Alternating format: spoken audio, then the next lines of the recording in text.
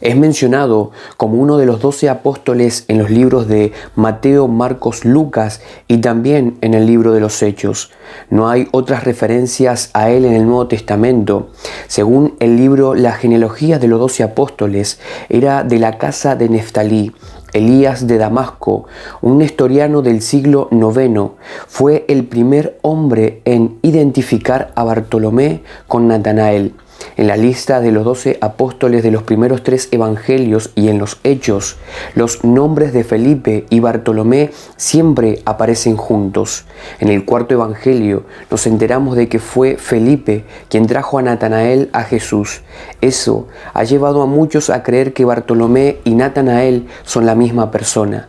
Bienvenidos a este nuevo video.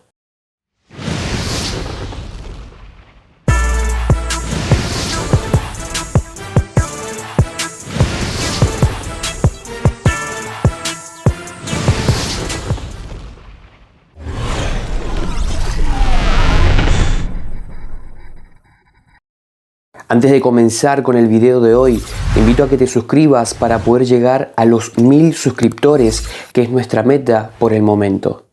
En el Evangelio de Bartolomé, apócrifo, está registrada la tradición de que él predicó el Evangelio en la India y de que llevó consigo una copia del Evangelio de Mateo en hebreo.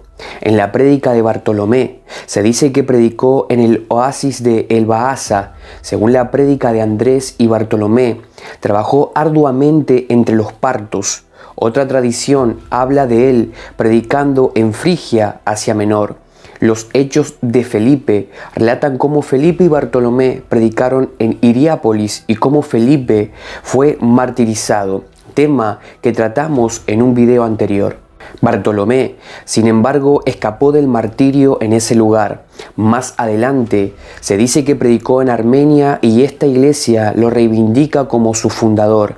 Otra tradición lo menciona como mártir en Albania, que ahora es la moderna Denver, la ex Unión Soviética. No obstante, es cerca o en la antigua Armenia, de manera que estas tradiciones no implican contradicción.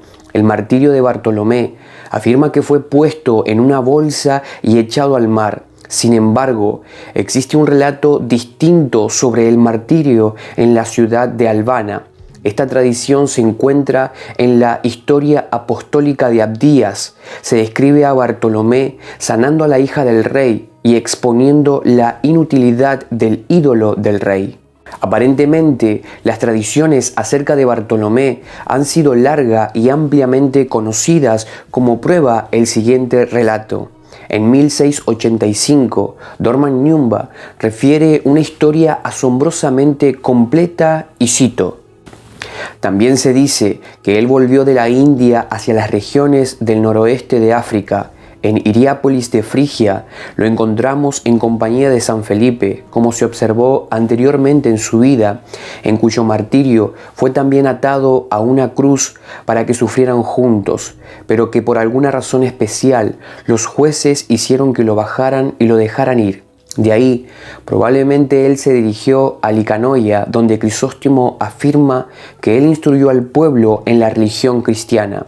Su último viaje fue hacia Albanópolis, en la Gran Armenia, la misma, sin duda, que Nicéforo llama Verbáponople, una ciudad de Cilicia, un lugar miserablemente invadido por la idolatría, en la cual, mientras él procuraba regenerar el pueblo, fue condenado por el gobernador del lugar a ser crucificado.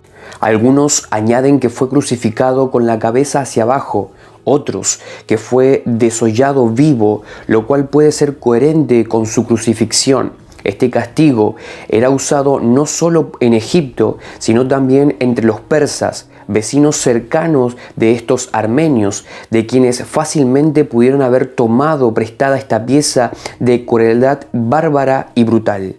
Pero debemos prestar atención al relato que encontramos sobre el Evangelio de Bartolomé y cito: los herejes, según su costumbre, han falsificado un evangelio bajo el nombre de San Bartolomé, el cual Gelasio, obispo de Roma, con justicia tildó de apócrifo por completo indigno del nombre y patrocinio de un apóstol.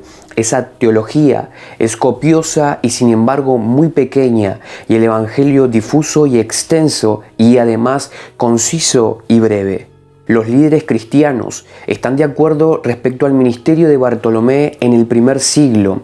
Por tradición comúnmente aceptada, el honor de sembrar las primeras semillas del cristianismo en Armenia y de regarlas con su sangre recae sobre Tadeo y Bartolomé, quienes consecuentemente son venerados como los primeros iluminadores de Armenia. Las obras y el martirio de San Bartolomé en Armenia generalmente son reconocidos por todas las iglesias cristianas. En el libro Una historia del cristianismo en Oriente, Aziz Atiyah escribe lo siguiente y cito: los primeros iluminadores de Armenia fueron Tadeo y San Bartolomé, cuyos santuarios aún permanecen en el sudeste de Armenia y han sido venerados desde siempre por los armenios. Una tradición popular entre ellos atribuye la primera evangelización de Armenia a los apóstoles Judas Tadeo, quien según su cronología estuvo en ese país desde el año 43 al 66 después de Cristo, y al que se unió Bartolomé en el año 60. El segundo fue martirizado en el año 68 después de Cristo en Albanus, Denver. Además, los anales de la martirología armenia hacen referencia a una multitud de mártires en la época apostólica. La historia de Bartolomé en Persia fue conocida muy temprano. Pantaneus, filósofo de la escuela estoica, según cierta antigua costumbre alejandrina, donde desde los tiempos de Marcos el Evangelista, los eclesiásticos siempre eran doctores, era de una prudencia y erudición tan grandes, tanto en las escrituras como en la literatura secular, que, a pedido de los embajadores de ese país, fue enviado a la India por Demetrio, obispo de Alejandría, donde encontró que Bartolomé, uno de los 12 apóstoles, había predicado la llegada del Señor Jesús según el Evangelio de Mateo. En su regreso a Alejandría lo llevó consigo escrito en caracteres hebreos. El amor indestructible y eterno y la veneración de los armenios por la Tierra Santa tienen sus comienzos en el primer siglo de la era cristiana, cuando el cristianismo fue traído a Armenia directamente desde la Tierra Santa por dos de los apóstoles de Cristo, Tadeo y Bartolomé. La iglesia que ellos fundaron convirtió a la mayor parte del pueblo de los siglos II y III, a comienzos del siglo IV, a través de los esfuerzos de San Gregorio el Iluminador, el rey de Armenia, junto con todos los miembros de su familia y de la nobleza, fueron bautizados y convertidos al cristianismo. ¿Y qué te pareció el resumen de esta asombrosa vida apostólica? ¿Qué opinás del hermoso trabajo hecho por ellos? ¿Qué aspectos de esta vida te han parecido asombrosos? Déjame saber tu opinión en los comentarios. Si te ha gustado este video, compartilo, comenta y suscríbete a mi canal llamado Hacer Palabras y Hechos.